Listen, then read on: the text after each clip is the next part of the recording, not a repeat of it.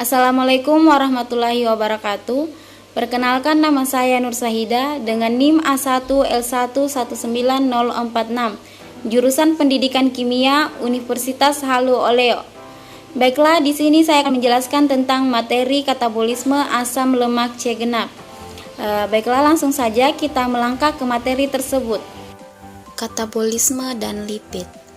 Katabolisme adalah suatu fase metabolisme terjadi pembongkaran atau degradasi senyawa-senyawa bermolekul besar menjadi senyawa bermolekul kecil dengan pembentukan ATP dan NADH. Adapun jalur katabolisme dapat dibedakan menjadi dua macam tahap, yaitu yang pertama, molekul-molekul polimer besar saat makanan dipecah menjadi bagian-bagian yang lebih kecil. Yang kedua, molekul-molekul kecil yang dihasilkan memasuki sel-sel dan didegradasi lebih lanjut dalam plasma darah.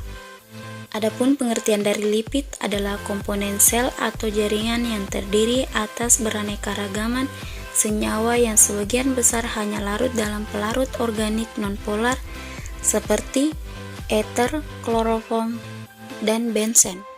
Slide selanjutnya, asam lemak. Asam lemak yaitu senyawa alifatik dengan gugus karboksil. Bersama-sama dengan gliserol, asam lemak yaitu penyusun utama minyak nabati atau lemak dan bahan baku untuk semua lipid pada makhluk hidup. Asam ini gampang dijumpai dalam minyak masak, seperti gorengan, margarin, atau lemak binatang dan menentukan nilai gizinya. Secara alami, asam lemak dapat berwujud lepas sebagai lemak yang terhidrolisis maupun terikat sebagai gliserida.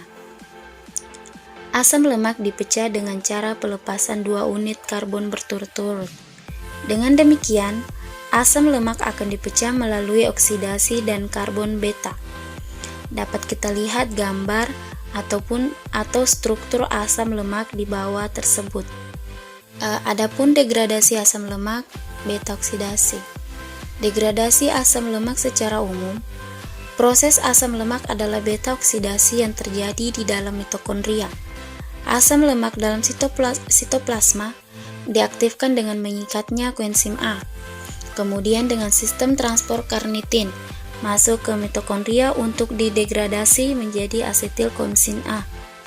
Melalui proses beta oksidasi, residu asetil hasil dapat dioksidasi lanjut menjadi CO2 melalui TCA dan rantai respirasi dengan menghasilkan ATP. Jika produksi asetil koenzim A melebihi kebutuhan energi sel hepatosit akan diubah menjadi keton bond untuk mensuplai energi pada jaringan lain. Hal ini terjadi jika suplai asam lemak dalam plasma darah tinggi, misal dalam kondisi kelaparan atau diabetes mellitus. Adapun proses degradasi asam lemak dalam beberapa tahap. Yang pertama, aktivasi asam lemak di sitoplasma.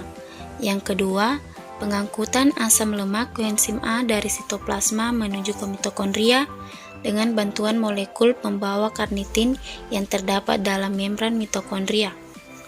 Yang terakhir, reaksi beta oksidasi berlangsung dalam 4 tahap, yaitu dehidrogenasi, hidratasi, dehidrogenasi 2, tiolasi, atau tahap pemotongan. Slide selanjutnya, beta oksidasi asam lemak atom C genap. Prosesnya itu sama dengan beta oksidasi asam lemak pada umumnya.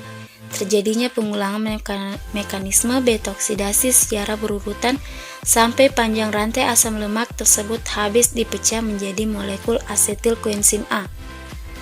Dapat kita lihat gambar dari reaksi beta oksidasi pada gambar tersebut. Pada gambar tersebut kita dapat mengetahui hasil asam lemak beratom C genap. Baiklah, langsung saja kita melangkah ke slide selanjutnya, yaitu menghitung hasil asam lemak beratom C genap. Misalnya asam heksanoat yang memiliki 6 atom C. Melalui 2 siklus oksidasi, asam lemak menghasilkan 3 asetil koenzim A. 2 kali 5 ATP sama dengan 10 ATP. Kemudian 3 asetil koenzim A yang dihasilkan akan masuk ke siklus TCA dan tiap satu siklus TCA menghasilkan 12 ATP. 3 kali 12 ATP sama dengan 36 ATP. Jumlah energinya yaitu 36 tambah 10 sama dengan 46 ATP. Kemudian pada pengaktifan asam lemak dibutuhkan 2 ATP.